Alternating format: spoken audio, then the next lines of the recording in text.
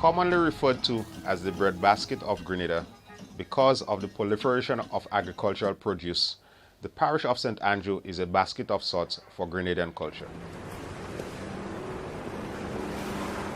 Within that basket, one would find cultural expressions that run the full gamut. From Calypso Castle to former Calypso monarchs such as African Teller, Timpo, and Darius, to dance groups such as the Birchgrove Lancers, and mass bands such as the Rainbow City Mass Players, and including music bands, the Rhythm Riders, Rhythm Mix, and Moss International.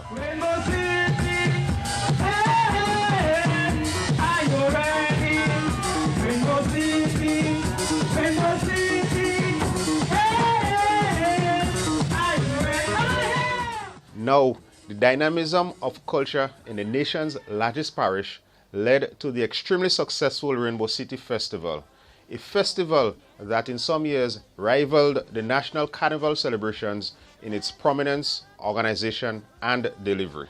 From the town man I gather that is behave bad and party hawking about the place. It's session after session, get ready to go, swinging full pace. I say full pace. Ayo, mama, we go break away. We whining low. It was the confluence of these cultural expressions that served as the inspiration for a new musical song. A song that originated from within the walls of a recording studio located in Grenada, St. Andrew. A song that was referred to as Labby music.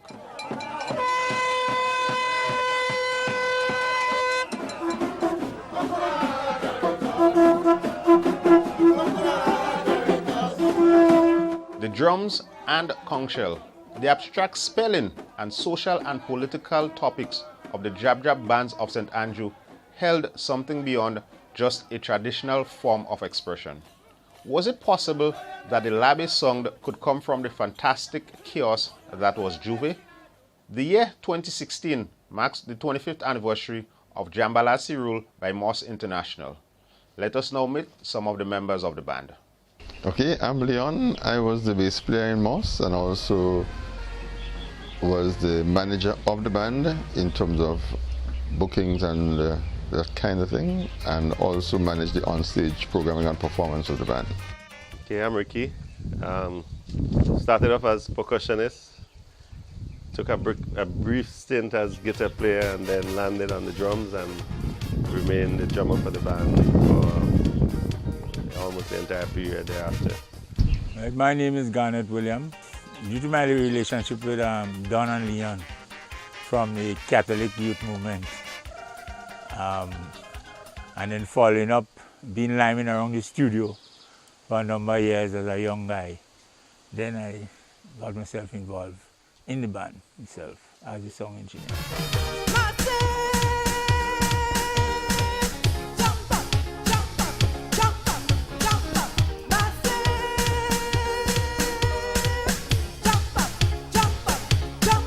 My name is Agnes Forrester, and I was the lead female vocalist in Moss International.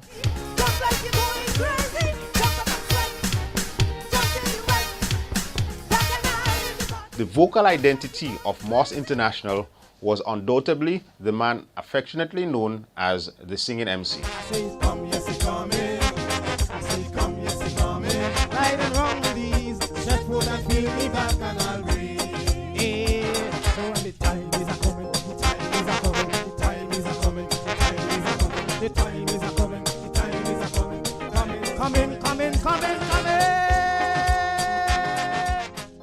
Music was in my thing, from since I was little.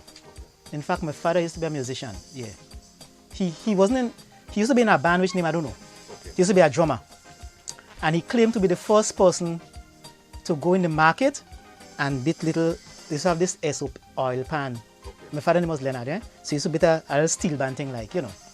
I should say that I won road match in Grenville when I was about 11 years old, 11 or 12 years old. Singer had this thing, I think it's Singer. There's a fella called Mikey, somebody from Ladi. He was in the Lions Club and they had this Chiddies Carnival. And I remember I sang this song, Steam Down Breadfoot and Manikou. People do remember Alfonso making Ligaro, you know? And I got $10 for my prize, you know?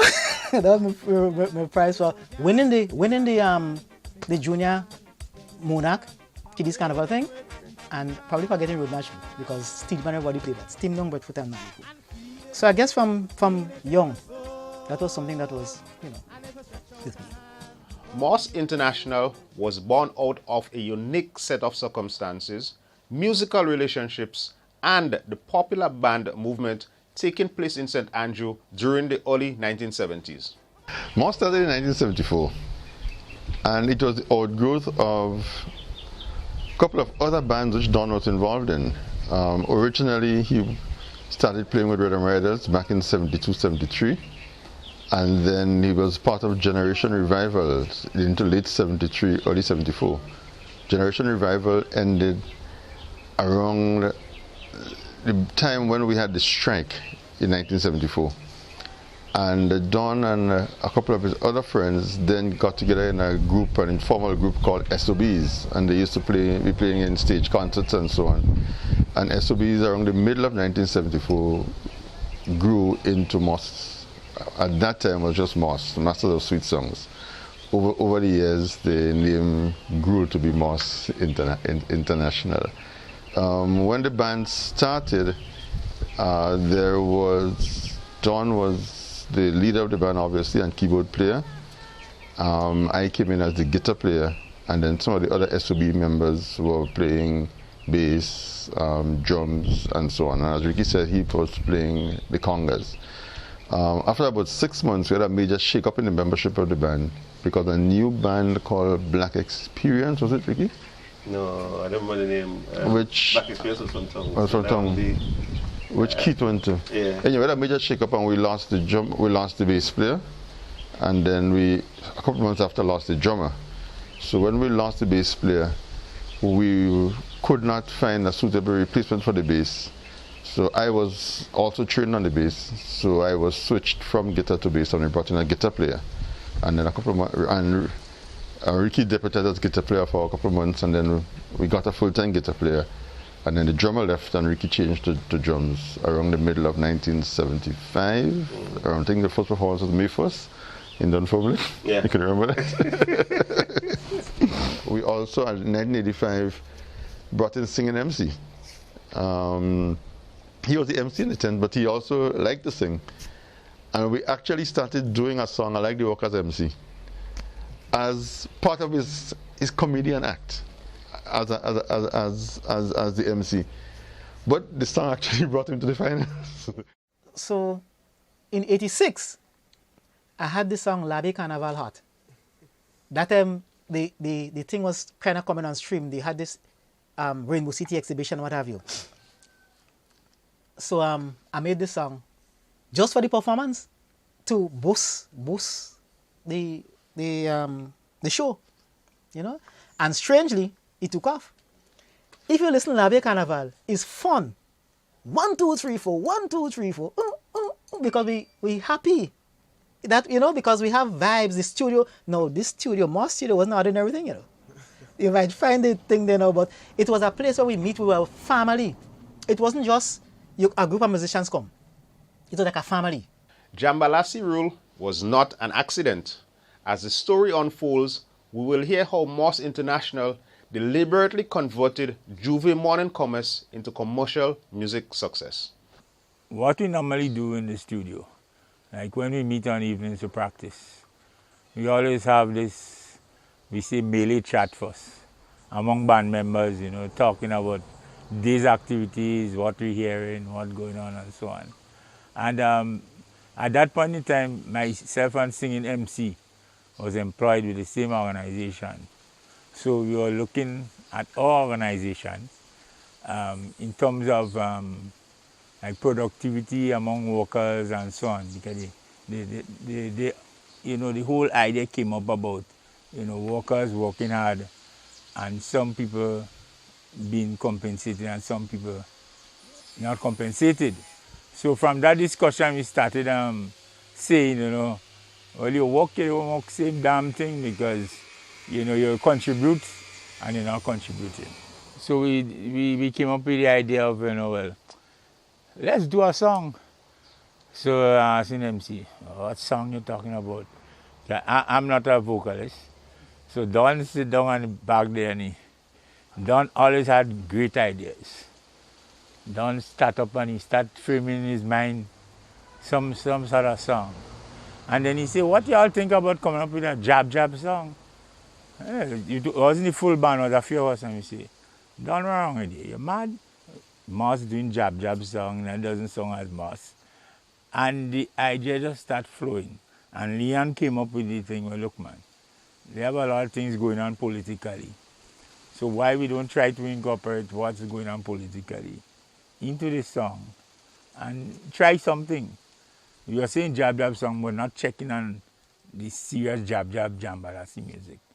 And then by chatting and going, then MC say, well, look, if you want to do a Djab song, you must have a conch shell.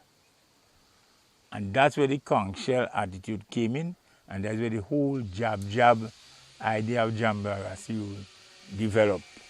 Jambalasi originated from an idea MC came up with. And the idea was that we used to do political commentary. And he came on in the band and said, you know, I have an idea. This political situation, remember we had an election in 1990. And in 1991, MC's view was, look, nothing has changed. So the whole idea started with the concept of the same damn thing. He said, look, man, them politicians is the same damn thing. And he said, you know something? Let's do, that's a Djab phrase. So let's use the Djab concept, a Djab concept, and do a song about the same damn thing. So that is where the concept started, that we should do a song from a Djab, with the Djab as the base. He didn't come and say, let's use a Djab rhythm. But because our whole approach was that we were, as Ricky was saying, ensure the rhythm reflected what the song was doing. If you are doing a song with Djab as a base, then it meant that you should really move into the Djab rhythm. Right? So that is the logic of how we got to the Djab rhythm. When we wrote this song in the studio, we started to write the song, and there was a split in the band. You had two persons who were very vocal, and then going back to Djab, and this putting down the band with degrading the band and thing. And Don and Leon got kind of confused. Should we go? Should we not go? You know, because the men were vocal. They come out and they were seemingly men who were supposed to have head, right? Who was in high positions before and who was, you know, even teachers and thing. And they think, no, Djab, you bring down the band to Djab. And you know, this kind of thing. And I thought about it, you know. But then Troy Garvey came in a little time afterwards. And we were talking about the same idea. And Troy said, man, MC, man, you don't sing a song, sing about the situation. Because that's your thing. Sing about, you don't have no good commentary.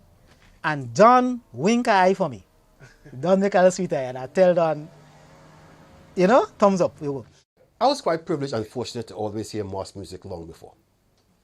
We will sit and discuss the ideas and the intentions and sometimes be a part of the mixing process. But again, it came back to Don, his feelings, and Ricky and Leon and other guys coming together to merge. It was a complete team effort always. I think Don was also a key supporter of MC's research effort. And I mean, I always remember conversations with them, how is it going, who you talk to, who you should talk to.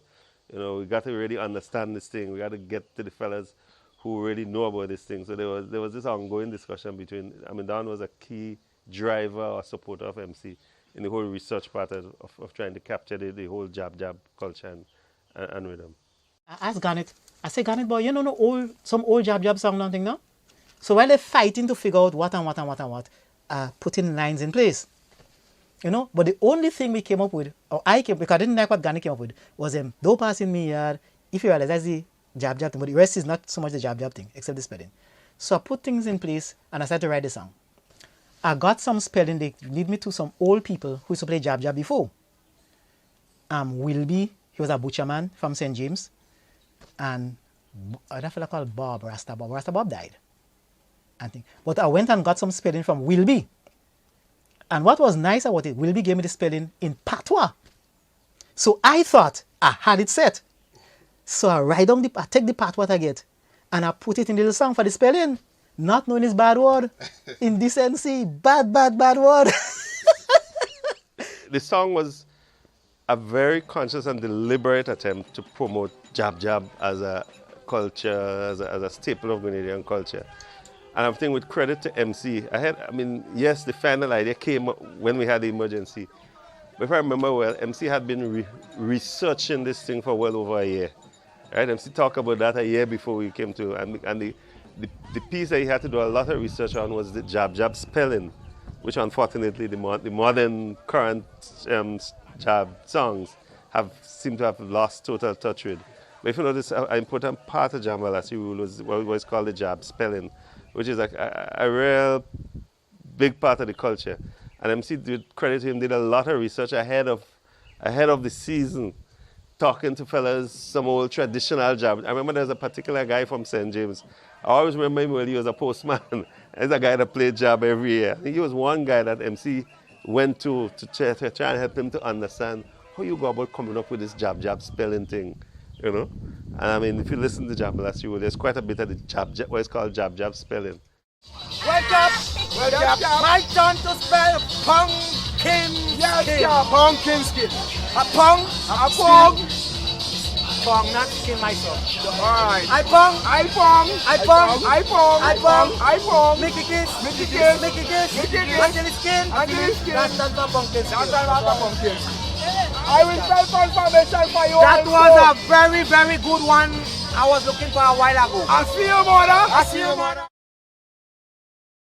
In front of the police station. And Djab man. That stands for confirmation. Who better than us? Yeah. All right. Well, if I write a voice in a song, the song don't complete. You know. So the thing is, that is why this thing get down to roots. Remember we tradition, because that is our thing. Now we there is, with all due respect to Grenadian people, we is Labi, eh? But say what? You know. Yeah. Remember. So the thing coming around now in a Djab that. You know, in the Djab, remember, you know, for this Kambule, Jambalasi. So for this time now, it's Djab that ruling. In this time, you know, and what it is. So that was the song start. Yes, we everywhere, taking it from the grapevine. You know, yeah, we're making all with pick on, and so if the campaign didn't pass with me, and there's the part of that thing, you know. So the campaign didn't pass with me, yeah, they wouldn't say, hold me more back. Motorcade don't pass with me, yeah. And then I will speak out. I have one line from Hamlet Mark. I remember I walked in one night and they were working on this thing, and you know, this Don was experimenting with this beat, and then Leon and MC and son, they experimented with the lyrics and so on. And the thing just developed in a very generic way in the studio, and everybody added their ideas on the piece, you know. Even me added my own ideas on the piece, you know, when you talk about the braff it, you know, how you can insert the dance. But that song good, let's put that in. So that's how the thing came about.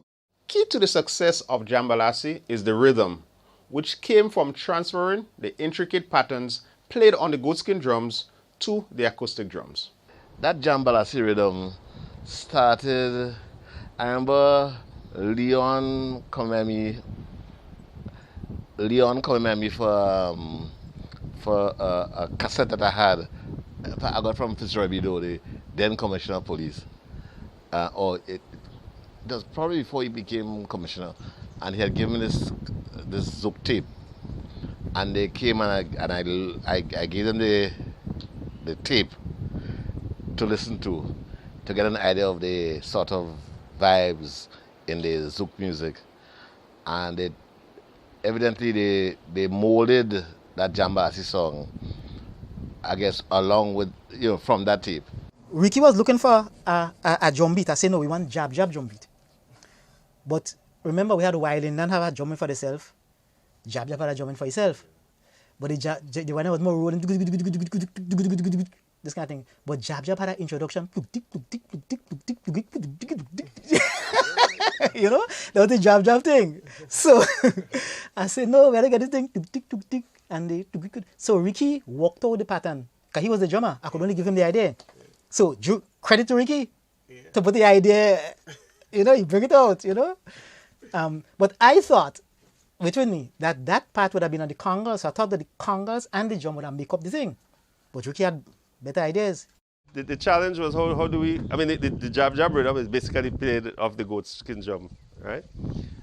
And the challenge was how do you capture that on a standard acoustic drum set with a snare and a bass drum and a hi-hat, and how do you still get the same rhythmic influences and keep that true to the culture? So I understood the rhythm, I knew the structure of the rhythm, I knew the drums that made up the rhythm. And basically the Djab rhythm is 3 drums, right? You have 1 drum, the bass drum, just going, right? And then you have a second drum, just playing that. And then the third drum, right? So the combination of those 3, that's the Djab rhythm. 3 drummers is what it takes in the typical goat skin environment to play the Djab rhythm. So how did I, as 1 drummer, play those 3 drums and capture the rhythm? And that was the challenge. So I always remember, so I programmed it on the drum machine, and I captured all the 3 drums. But when I did that, there was really no room for music.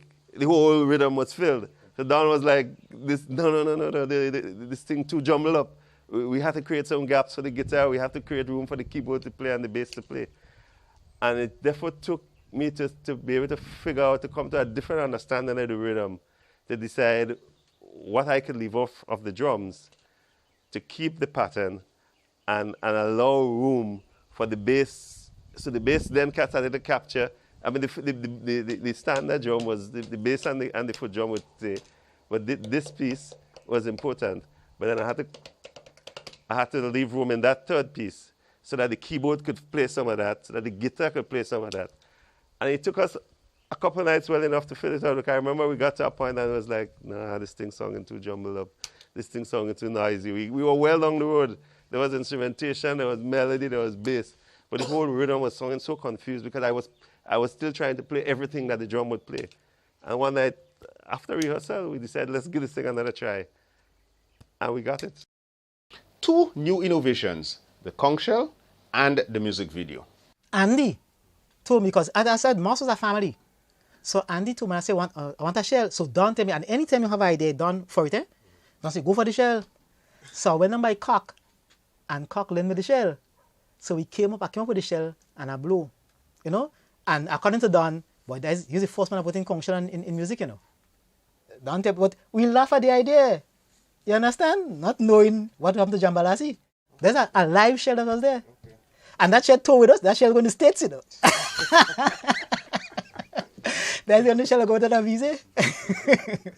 The conch shell was a pulling part of the Jambalasi. Beside the Djab music, the conch shell. Because the next year, WCK used conch shell in their tune. Yeah. We had the spelling, we had the rhythm, the drums, and we had the shell. It was, Jambalasi Rule was a deliberate Djab product. So we brought in all the elements of Djab into it. We started off with the same damn thing, because that is what the Djabs used to be saying. That's where it came from, same damn thing. And then we added the shell, we had the spelling, we had the rhythm. It was a deliberate product, so that's why it's there. This is one of the fastest songs Moss International ever produced. Because within about 4 days, we had Jambalasi Rule recorded. I myself was given my task to do the video. I don't know if you all ever see the video. You have posy on my head, 2 rings in my nose, rub down with charcoal, and I have to go to work the morning, About 3 o'clock, Hamlet Mark and them have me running up and down the road doing this video. Late one morning, because we were finishing practicing, and they all dressed up dabbed themselves with the black MC and garnet, and right in the road going down to the studio, that's where they filmed this thing. I afraid it. I never take time in my life. But we took coals dust. I pick up some coals dust, and we coals dust myself, take a book, and some Djab before we used to have this polished pan glasses, and they used to have this long pan fingernail when they clang, clang, clang, clang, clang. And the mouth so that way children so afraid Djab. Djab no sweet Djab, that sweet mask not Djab. And they have this big cough mask serpent and a chain. So when you hear Djab when woof, and the children hear the shell, they know it, so everybody taking cover on the bed. Because when they think so, and the spell for your white teeth with the red thing, in the mouth and black thing, nobody's staying wrong. We couldn't get the polishment thing. We only put I think it was rose pink my mother had. So I put some rose pink, and then I put some rose pink, put a little shots, and early morning done, we did the video. In fact, the song was finished mixing at midnight, and the video was done at the open, say 4 in the morning. As the sun was rising, people going to church about 6 in the morning. The video was shot right outside the studio, and then we were on the airport for what time? Literally from shooting the video. We go straight to the airport. We left the video with Hamlet Mark to finish it. We never saw the final version of the video till we came back. It was actually the first official music video that was done in Grenada. I mean, before that, people, record people's miming and that kind of thing, but a produced music video, that was the first time it was done. The hit tune that almost wasn't. For the lack of a few Canadian cents, the history of Grenada's music could have been very, very different. We never rehearsed the song as a band. The song was recorded, sent off, and then we left for Canada. But the whole band never played the song together before we left. When we got to Canada, we actually canceled the record. Because I remember we left around 20-something. And therefore there were 2 weekends, one weekend, and then the second weekend was Rainbow Weekend. So we wanted the record out the weekend before Rainbow Weekend. So it really should have gone up to Canada if it's a Tuesday or Wednesday. I mean, to Barbados and came back the Friday. When we called Grenada and Barbados the Friday to see if the record was being sent home, they said no, they cannot do it because they was tied up with crop over music. And they could not produce our record until the following week, which would have meant that it would have gotten to Grenada Rainbow Weekend. And we felt that Rainbow Weekend was too late to release any song for Carnival. Because when you go into Rainbow, the popular songs that play. And whatever survives Rainbow is what goes into Carnival. But you can't release a new song Rainbow Weekend. So we then decided, look, it didn't make any sense releasing the song, spending the money to press the record and so on. So we decided we were going to cancel Chamberlain. But we were living at Humber College? Yeah, Humber College campus. And those days they didn't have cell phone and those kind of stuff. So all they had was pay phones. And we could only call back Barbados using coins. But we had just gotten to Canada, so we didn't have many coins. So I think we had coins about 2 or 3 minutes stock. Yes. So we called the guy in Barbados and said, look, we called him to cancel the record. He responded, I said, no, you can't cancel the record. You've already spent so much money in producing the record and so on. It doesn't make sense. You should finish. We said, no, it's too late. We can't release the record. And then, pling, money finished. So we thought he had gotten the message to cancel the record.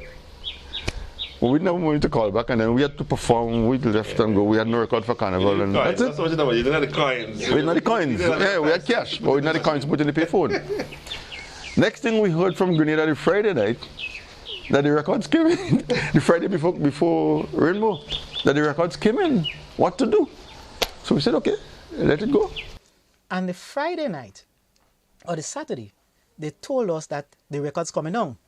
So good old Mary, faithful to the band, went and collected the thing on the airport. And she gave strategic DJs, look, what I want, That was the Friday.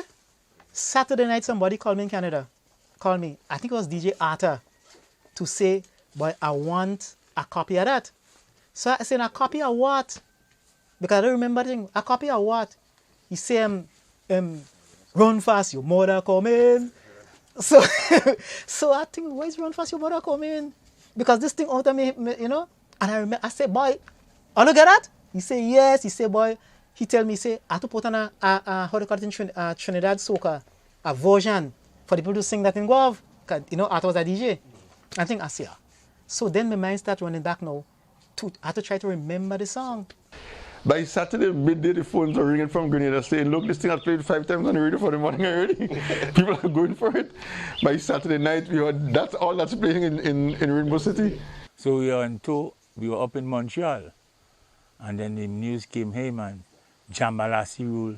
mashing up Rainbow City. So you say, what, that time the band don't know how to play Jambalassi rule full yet, you know. So when I came down, the bus dropped me here, and I just put my bags inside, and I said, let me go do it and see what they do. That was after 11 at night.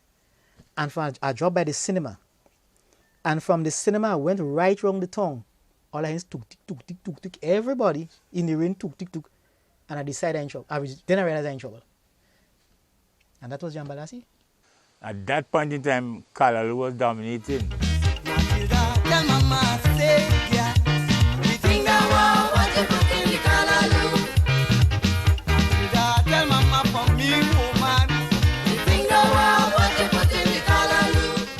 But Jambalassi rule just came and he swept the whole crowd. The vote you don't vote, same damn thing. The heart or the hand, same damn thing. The change we ain't change, same damn thing. The win you don't win, same damn thing.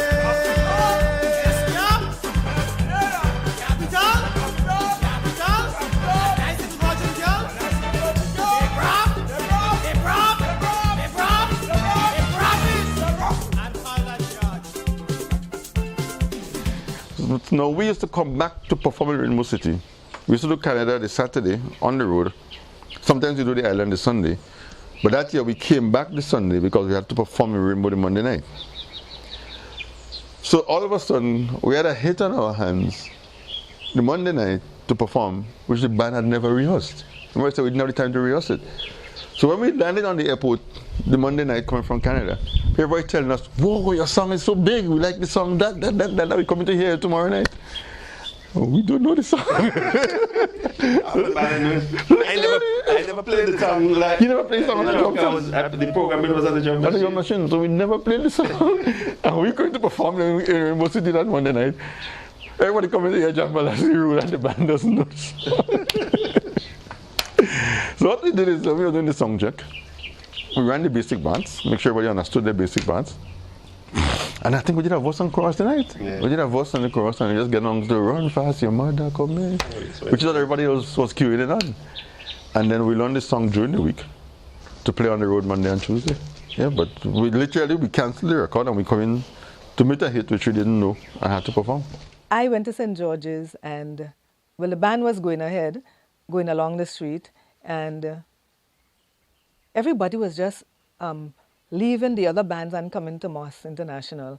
And because that year, Callaloo was the biggest song. But when Moss got into St. George's and a blast, Djab Malassi, people went crazy, you know. They just forgot about about Callaloo, and everybody was singing Djab Malassi, you know. Run fast, your mother come in, you know. I think Grenada finally embraced a music experiment. But I think what sold the song was, of course, the beat, but also the lyrics, if I want to say that myself. I think it was well done. And even sometimes I listen to the song now, and I realize how well done the song, was. And Jambalassi broke all the established norms, because what you find happening, it was, when you listen to the lyrics and you understand what is being said, was a reflection of its time and the issues being spoken about back then, politically and socially. And it was able to cross over to be a top party song, to be a song that took the road. So it served two sides of the coin. So it was not just a party song, a jump up song. You need to listen also to the lyrics and understand the context in which it came together. And it was different hook lines, different things in the song that gave a particular message. So it really was something different, unique from what we were accustomed to. And again, it came from that of Moss International and the Calypso Castle and the studios downstairs, Mr. Charles's house. The impact that they have had, I mean, we can't measure it, but it's significant. I mean, it's created a genre in some ways. Imagine if they never had the idea to take that goatskin drum rhythm and put it in the studio. We'll never know what it was today, right? It'd still be something that we only listen to maybe in the carnival morning or whatever, when that kind of drum stuff was being played. But the reality is, that they've created in something that's actually crossed over the bridge, available commercially, and it's now a genre, right? As a youth now, we knew of the drums, live drums on the roadway. We practicing basically for Juve morning, so we have some guys beating the drums and we making up songs on people in the community and, you know, the conch shell, and that was music. Now, the first time I ever heard it recorded is when I heard that Mass International Rhythm. I'm like, what? Genius, because we do it every day, we hear it every day, every carnival we play it, but no one ever took the initiative to record. No, that's where I think it started from. I never heard any tune or music before with that full jab beat. So hearing that, I think it was like, to me especially, it was like, whoa. Because I'm somebody who really in love with the old mass, the traditional mass, from the Veko, the Wild Indian, the Shotney, the jab. That's me. And when I heard that, it was wow. And I mean, I'm a youth. I was probably a teenager at the time, but I know I fell in love with it. People will behave in a certain particular way, and you never know, something could drive you to behave. You understand, express yourself on a next level, and that's why I see Jambalasi. It's like everything is to be night music, okay, yeah, and then you get some men coming and tell you, you're vexed, you don't vex, same damn thing. That's like, yeah, you know what I mean? So I put it like the rebel of music. That's where the whole madness started. And to me, I would say I'm Jambalasi. So Jambalasi is just taking with culture, Djab culture, and taking the social issues at the time, political issues, well, not social, the political issues at the time, and fusing them together. And what may have happened is that people could identify with these things. The center of the Moss International universe was Don Charles, a gentle genius who was the personification of humility, but whose skills and talent has transformed Grenada's musical landscape. Don has always been a very quiet, behind the scenes person. Don will get, if you check, when Moss sets up on the stage, Don always tries to stay the furthest distance behind the keyboards, deliberately stacking the keyboards so high that you wouldn't see him. Don has always been that quiet kind of person who likes to be in the background, not necessarily to the fore, being, and probably that's just his personality, but I think his contribution should be recognized. I think he opened the doors, he created the avenues. The studio might not have been the best as compared to what was available at the time in Barbados and in Trinidad, but he provided an opportunity. He provided a skill level. He got persons involved. He created an avenue for a number of persons. Part of it, in a sense, maybe his fault, because he never really hugged the spotlight. Don is not a guy who wants to come out in the spotlight and beat his own chest. I mean, even if you go, when we go to on tours or for shows, he will just not really want to go to the interview. He'll be the guy in the background, you know? So he'll send myself or Leon or somebody like that, or the lead singers and so on. So unless you're following this thing very closely, you may not even realize who's the real force behind it. So because that kind of character. Okay. And I think Don's greatness is not just the music and what he did with the music, but the other people he helped in the music. You had to have been around Don to realize if Don got paid for all the stuff he did for a lot of folks, he'd have been a millionaire. Don just helped a lot of guys. A lot of guys would just walk into the studio and Don would just walk with them. I learned a lot from him. We used to do all the things together, you know. And I remember he had this chuckle, this laugh. When he had something on you, he would chuckle and laugh. Not maliciously, but to say, well, I have this one up on you. Very, very kind guy, very kind guy. And he was not afraid to share his musical knowledge with you. And in those days, you know, you had every day a new synthesizers coming out, new keyboards, new software in the industry. So, and he was on top of all these things, and he would share that information with you. You know, he was, what I would say, I mean, besides being a good friend, I mean, Don is, to put it simply, is a good guy. Don was like my big brother. Now, we developed a name in the band for me. Now, they used to kick on me and say, boy, you and Don is Flintstones. So Don was known as Fred, and I was known as Barney.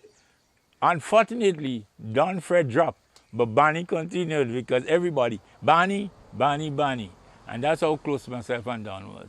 Don was willing to teach me every living thing possible. And I mean, he loved discipline. I grew up in a disciplined environment, so I was willing to learn. He had a lot of sacrifice. Times when maybe I should be partying, I'm in the studio with Don. And when Don was in that studio, I tell you, we drink coffee all 3, 4 o'clock in the morning. Don was willing to share all his experience with you. And we developed that close relationship until I was Don's co-pilot when he driving. Because anytime he driving and he falling asleep, and he'll go, say, Don, you sleeping? Huh? No, man, no, man. He had a shortcut that he never told anybody from St. Andrews to St. George's. I've never seen somebody cover the hills so quickly. Don will call you and tell you on see in 5 minutes. And bap, he's up and about. When he did something and he felt that it sung so kind of different or sung good, he just looks at you. He's not a talker. He wouldn't talk much, but he looks at you and, as okay, that sung good, Remember when Randy Isaac just came out? Don and Leon spoon-fed and guided Randy to become a proper Calypsonian. And many other Calypsonians, they were willing to, Don was willing to just sacrifice. Sometimes I say, Don, I'm tired. He say, give the guys a chance, man. Come on, Barney, stay with me. You can't leave me and go. Stay. And I stay there with him and he'll walk. Why not open a carnival institute where we can sit down and learn the truth? Teach the people about mass and costume making, dancing and everything. Then we go have a better carnival, in the Oval, yes, just for one and all. And on the street there'll be plenty more feet parading to the beat. Yeah, young people we taught to play guitar, the keyboard and so on. The only thing he never taught me to play those instruments because he wanted me to be with him in the sound engineering business. But I would tell you, I mean, I know his links with Ajamu, with Timpo. You could go back. And I mean, even just before, there were plans for us to do something with Third World. And then one of the guys in Third World, he died and things didn't really come. But there were plans ahead. And Don was always willing to give his all. He wasn't watching money for him. Once he could teach, even when we had problems for band members, he said, well, if he could get a few young guys to teach. We brought a few. All they're studying is about traveling and they can't sing one verse in a song. But I could tell the contribution I've done. Every day I call his name. That's my icon in music. Myself was just a song engineer, not trained in any school or any so on. Trained by Don Charles. Don was like, the keyboardist. That's most international keyboardist, So I used to look up to this guy and, you try to aspire to be as good as them. Moss International was an amazing band. Don Charles was an amazing keyboard player, right?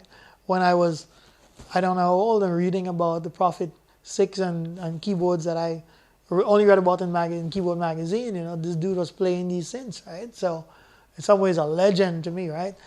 Moss International has left a lasting legacy. A legacy that is now in the hands of a new generation of producers and artists.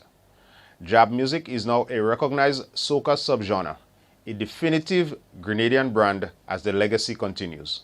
Most of the guys who sing it right now just have a rhythm and a chant, and they're not developing the music. At the end of the day, he make the point.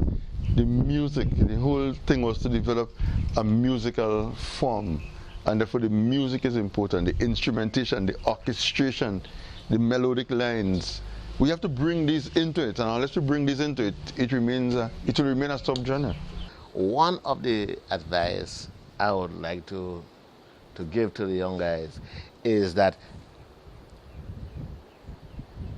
they're very good at the computers, and I think they must add to that some musical skill. I mean, it is very important to have an idea of, you know, how to construct music. A lot of those guys put a rhythm together, and those guys can't play an instrument, so you go and get a beat on a computer and you have a rhythm going. Because one of the things, of course, in those days was almost like a live process. A guy came with a guitar and a thing and you know, work with a few chords and try to get a feel of how this thing will work with that song. I don't think we have that process going to it. So it's part of because of the technology in a sense, right? I mean, you amaze a lot of the producers now are not musicians. A lot of guys who make rhythm can't play an instrument, you know. If you're going to be a studio producer and produce music for somebody and charge for it, you gotta learn to play an instrument. Or at least you gotta have somebody that comes in that knows how to competently play a guitar. I mean, you're gonna have to learn to play a keyboard because most of this stuff goes on through a keyboard. You're going to have somebody who's competent at doing it. Like playing one finger at a time and doing a harmony a second finger just isn't useful. So that's the number one thing I would say. If you learn to play smooth, you don't have to be the baddest jazz player on the planet. You just gotta learn to hold a few chords and be smooth about it and practiced about it. There was a version I heard about 2 or 3 years ago. I don't remember all the different artists' names, but Black and Dirty is the song. It's a slow jab. And Sandman? No Prisoners. Right, No Prisoners. So that is to me is an important development in the genre. I think it's for the music to go mainstream as a genre, it must be able to function at the different tempos and with different themes. You must be able to have a lover's and a love song in Djab, so to speak, against the rhythm. And the rhythm at that speed for me was a very interesting innovation. It's one of the better modern innovations I've heard of. I really like it, yeah. And I think it's an important step. Agreed. You know? Yeah. The next video clip, while referring specifically to a 1997 Moss International composition entitled Rampage, is an apt analysis of the relentless and deliberate attempts by the band to create a unique Grenadian sound. Here is the gentle genius himself, Don Charles. Yeah, well, Rampage is our usual attempt at a fusion. You know, like I said before, we took the authentic thing off the street and we tried to put the conventional type of music, type of instrumentation, you know, little horns, little bass, you know. It works. How long did you all take to do this one? Well, we've been playing with the idea for a little while. This is something we actually experimented with on the road last year, Juve morning, you know, and we figured the vibe was there and, you know, we decided to hold on to it. And the lyrics kind of thing I can't tell you much about because I know lyrics, man, you know, but, you know, them guys play with the lyrics based on things that are happening today, you know what I mean? So that kind of changed up a little, but basically the vibe, you know, same kind of. After several months of writing, recording, and editing, we have finally concluded Jambalasi, the story. Over the past few months, we have been able to chronicle a very important part of Grenada's cultural and musical history.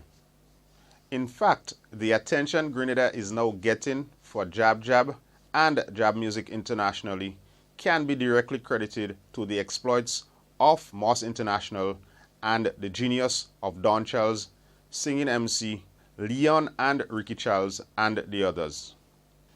This documentary is dedicated to the memory of Don Charles and Garnet Williams, who together were affectionately known as Fred and Barney. May their souls rest in peace. Let's get down to roots. Remember we tradition. For this Kambule, Jambalasi ruling this time. Yes, we everywhere, taking it from the grapevine. We breaking all rules with fun, pickong and rhyme. If the campaign didn't pass in me yard, they wouldn't have say how me more bad moto kid don't pass in me yard. You say you'll make it better. You make we stain we finger. Now only 1 year later, this country getting heart failure. You vote, you don't vote, same damn thing. The heart or the hand, same damn thing. Whatever.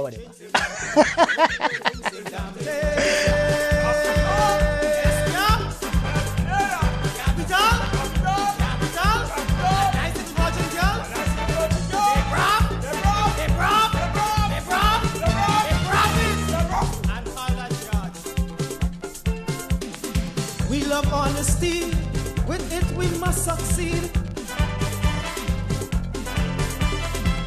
How can we grow without our basic needs? If you change your course, here could be paradise. Why strangle the hopes by trying to build on lies?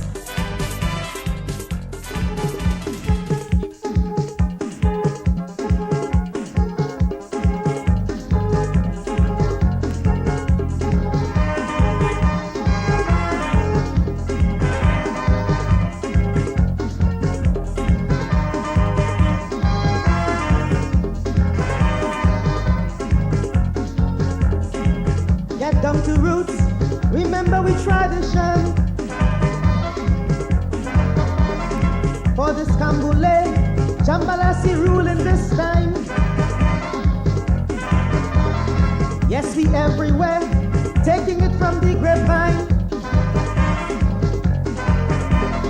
We breaking all rules with fun, pickong and rhyme. If the campaign didn't pass in the yard, they wouldn't have say, oh me mad bad motor okay, don't pass in the yard. You say to make it better, you make it sting me finger. Now only 1 year later, this country having heart failure. Hey, you vote, you don't vote, same damn thing. The heart or the hand, same damn thing.